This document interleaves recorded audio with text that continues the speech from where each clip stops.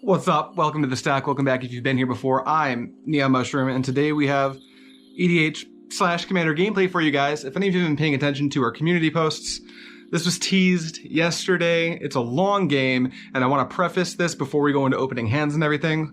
This is not a game to look to if you want to watch super tight play, really good decision making.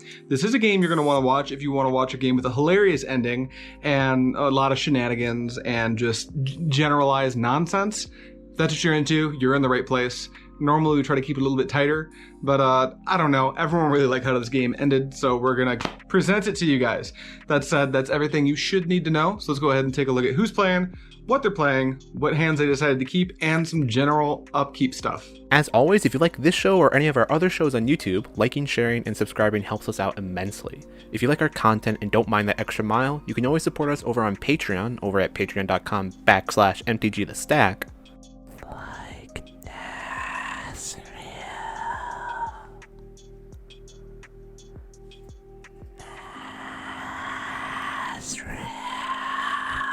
Comment down below any of your thoughts and feelings, and we hope you enjoy the show. Okay, first up we have Calvin playing his Edgar Markov build. This is going to be a vampire's tribal strategy that wants to flood the board with as many vampires as possible and use Edgar's Eminence ability out of the command zone to make a vampire every time he makes a vampire in order to kill all of his opponents with damage. Calvin decides to keep a 7-card hand with a Bloodstained Mire, a Mana Confluence, a Cavern of Souls, Changeling Outcast, Vicious Conquistador, Forerunner of the Legion, and a Rakdos Signet. Next up there's me. I'll be playing my Gavi, Nest Warden, Cycling Matters deck. This deck strategy is pretty convoluted, but the main goal is to use all of these old cards from Magic that have cycling in order to farm into a combo involving a lot of different pieces. Usually I want to draw my whole deck and kill my opponents while I'm doing it. I will also be keeping a 7-card hand with a Decree of Annihilation, Holographic Illumination, Azorius Signet, Elixir of Immortality, a Chrome Mox, an Island, and an Adarkar Wastes. Next up we have Chris Shavers returning to the channel after like a 2-month hiatus. Thanks for returning, Chris. I know you do watch these videos. He's playing as Mangara the Diplomat deck, which I have been led to believe is a go-wide token strategy that wants to play a lot of resilient threats and win the game, usually using combat damage. Chris has decided to keep a 7-card hand with an Ariak Champion, a Prismatic Lens, a Harmonious Archon, an Amaria's Call, a Blast Zone, and 2 Planes. Last but certainly not least, we have Mr. Guy Scott playing his Zacama Primal Calamity build. This is going to be a combo deck that's interested in going big on mana and eventually trying to win the game with Zacama in conjunction with a land like Sanctum of Eternity to generate infinite mana and infinite damage. Guy has elected to go to 6. He keeps a hand with a Forest, a Mountain, a Command Tower, a Cultivate, a Rolling Earthquake, Blasphemous Act, and he does have to bottom a copy of Atali, Primal Storm. Card game! 1, 2, 3, play. Calvin's first. Calvin wins card game, so he'll be on the play. He draws, plays a Cavern of Souls naming Vampire, obviously. Plays a Changeling Outcast, which is a vampire, so he makes a token off of Edgar and passes to me. I'll play an Adarkar Waste as my land for turn, then I'll play Chrome Mox, exiling Illumination underneath it so it makes blue mana.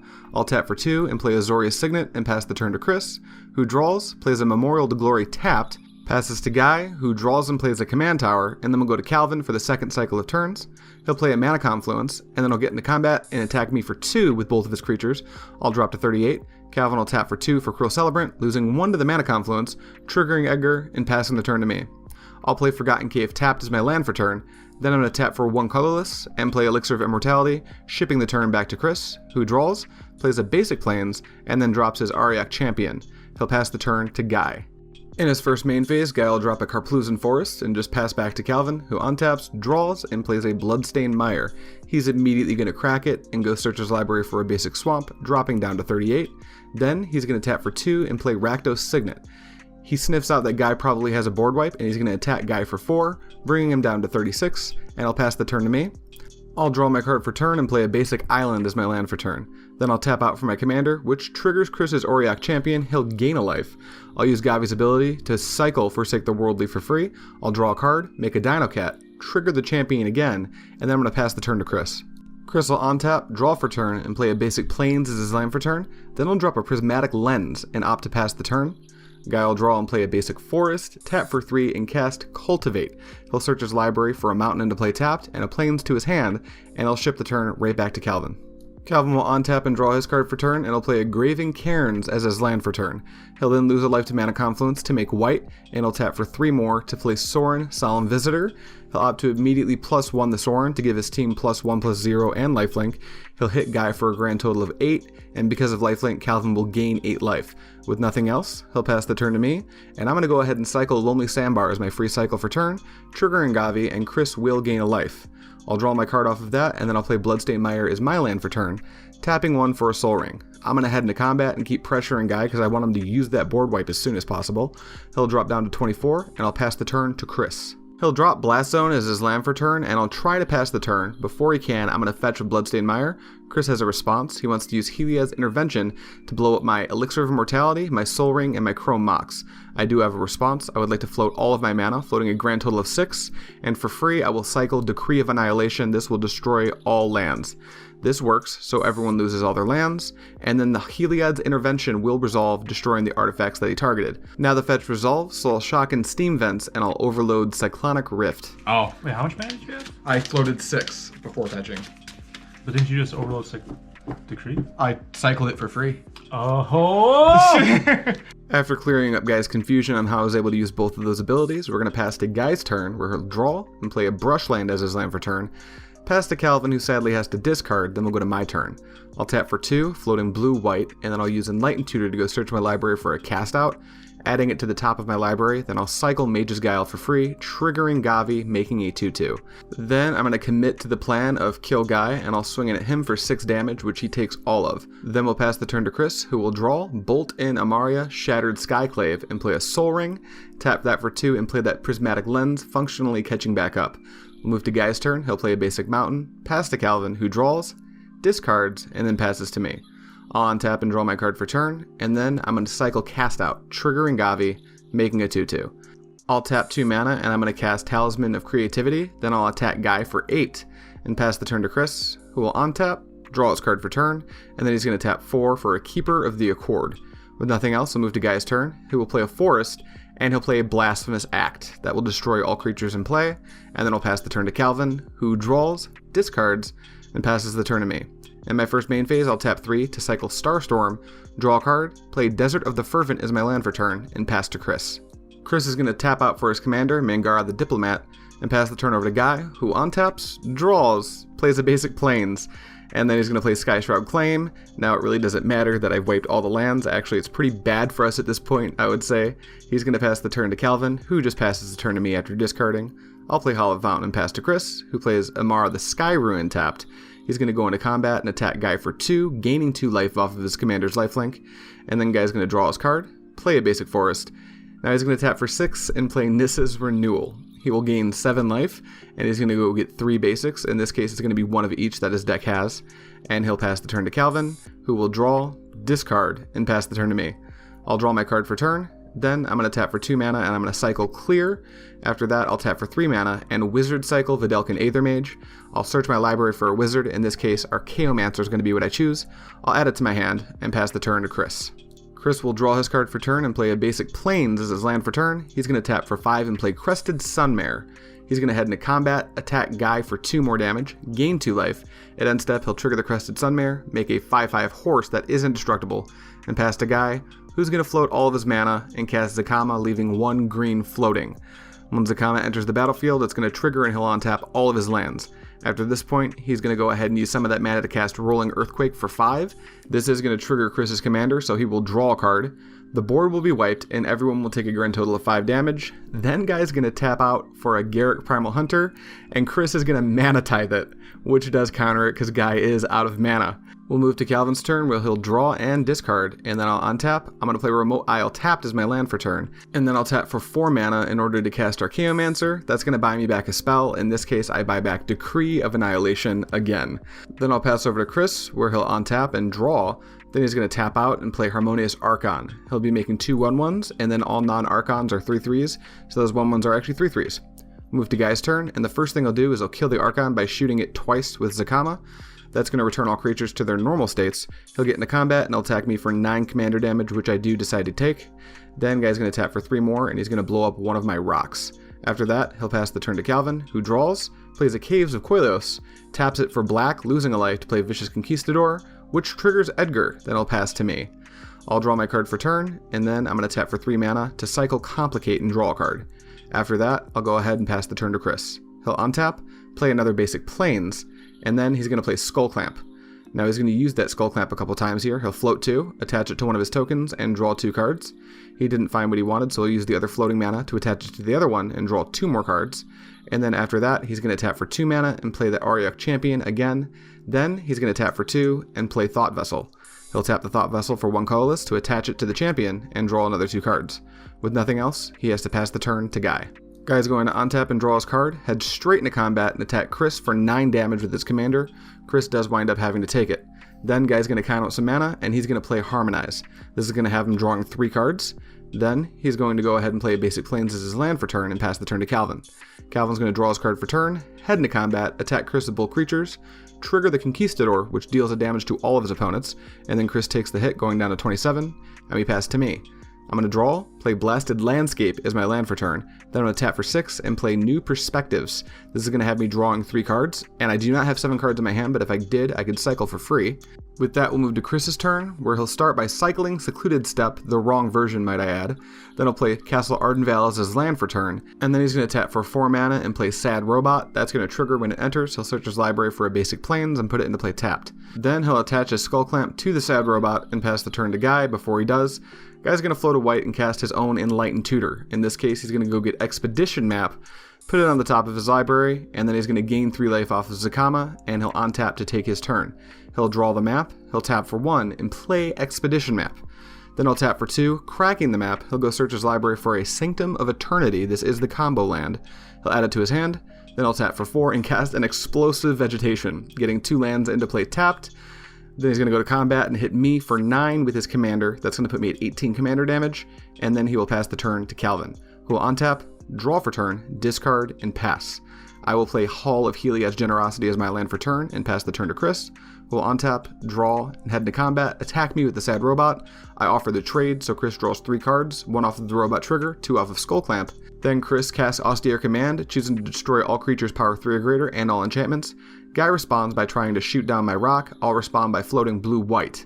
Then the Austere Command resolves, it destroys Zacama and my New Perspectives. Before changing phases, I'll activate Hall of Heliod's Generosity to put the perspectives back on top of my library. Now Chris is going to tap for 2 and play Arcane Signet, and then he's going to tap for 2 more, and he's going to cast Skyclave Cleric.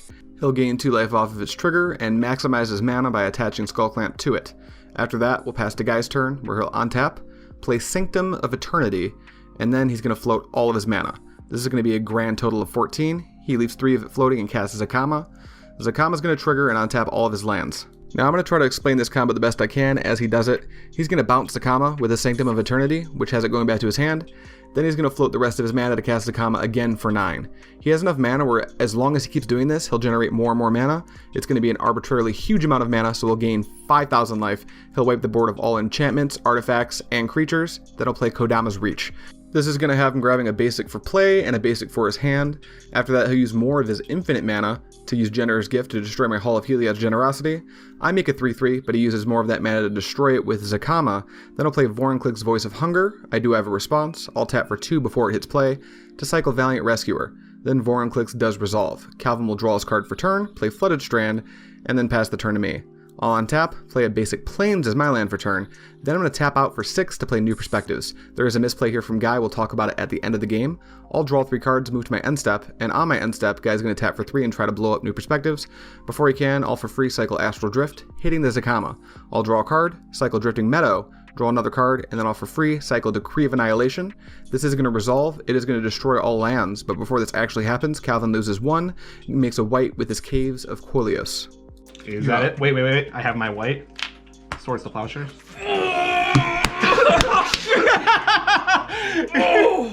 Guy's at 5,005 life. Jesus! Now that the board has been almost cleared, we move to Chris's turn, where he plays a Plains, and then at end step, Zakama enters the battlefield due to the Astral Drift trigger. He's going to attack me for 9 with Zacama, bringing me to 27 commander damage, and I do die. Then I'll pass to Calvin, who plays Vault of the Archangel, and passes the turn to Chris, who will draw, play a basic plains, cast Intangible Virtue. Then Guy will draw. He's going to hit Chris for 9 more commander damage, bringing him to 18. Then Calvin will draw and play Polluted Delta as his land for turn. He'll immediately fetch and preemptively lose 2 because he's going to shock and God the Shrine. Then he's going to tap 2 mana, 1 black and 1 colorless, to cast Dusk Legion Zealot that triggers Edgar and itself, so he loses a life and draws a card. With nothing else, he passes to Chris, who draws, taps 2, plays a Mind Stone and a basic plains. Then he's going to pass to Guy, who draws, plays Cavern of Souls naming Dinosaur, and then he's going to kill Chris with commander damage. After that, we're going to move to Calvin's turn, where he'll untap, draw, and play Unclaimed Territory, naming Vampire. Man, I wish I kept one card. Activating Vampire. I know you have it. Oh, there's one. Now we're just fucking praying for a fucking captivating vampire. You can't. Can you deal infinite damage? I can't deal infinite damage. My goal right now is captivating vampire. Take this commander damage with his Zakama. Now we know that Calvin has a plan. He'll tap for 2 and play Blood Artist, which does trigger Edgar and he makes a 1/1. Then he's going to play Knight of Eben Legion. That's going to have Edgar triggering, making him another vampire. He'll pass the turn to Guy, who plays Shivan Gorge and goes into combat and attacks Calvin for 9. Calvin will chump it and take 8 commander damage. Then we'll pass the turn over to Calvin, where he'll draw his card for turn. But I was holding.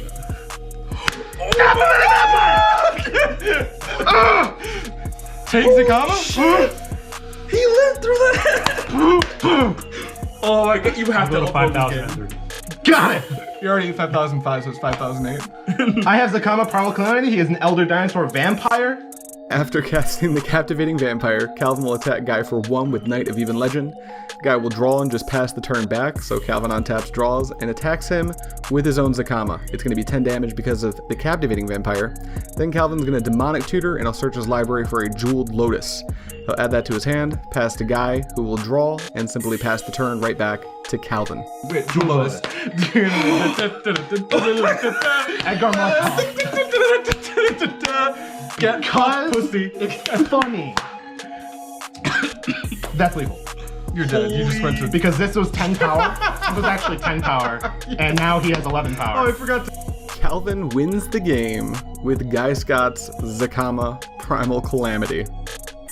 Alright, you'll remember that I said that the gameplay in this game wasn't as tight as it could have been.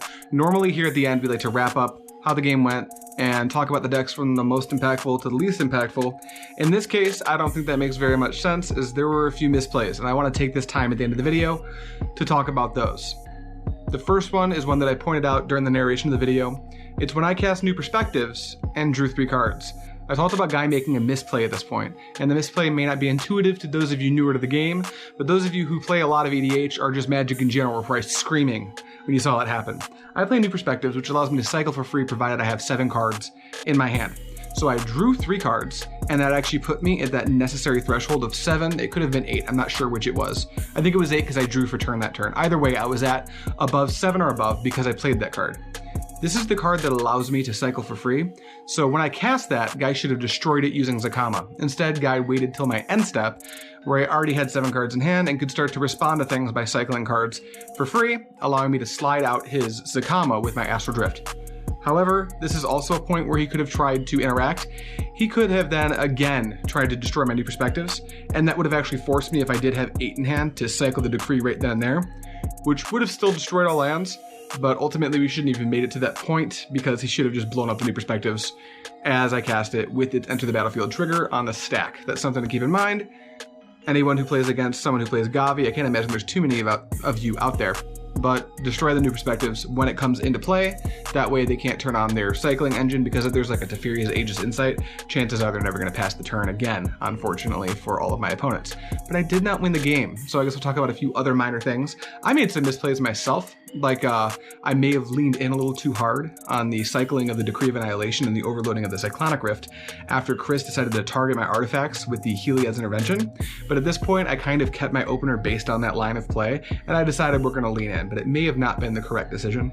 And then Guy made those couple of misplays, but other than that, his game plan was actually executed really well. He came back from one Decree of Annihilation, and then he tried to come back from another, but he couldn't because Calvin found the Captivating Vampire.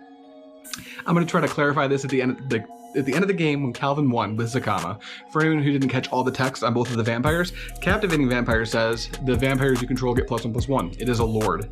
And then Edgar says whenever you attack with him, all the attacking vampires, I believe, get +1/+1.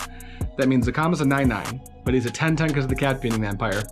And then he's an 11/11 when he's attacking. So 10 plus 11 is 21. And yes, you do indeed die to commander damage from your own commander, which is how we ended this game. That's all I got for you guys right now. The next game should be a little bit more tightly played, I hope. And look forward to some news that's coming up about potentially some live streams, maybe even right here on YouTube. I can't give you too much of that detailed information right now. In addition, we might be having some other videos that are coming out that maybe aren't gameplay or deck tech related. Maybe we'll talk a little bit about Kaldheim. I'm not exactly sure where we're going with that yet, but this is just for you guys who stayed at the end of the video to watch me bump my camera and ramble for a few minutes. That's all I have for you guys. Thank you so much for watching, and as always, I will see you next time.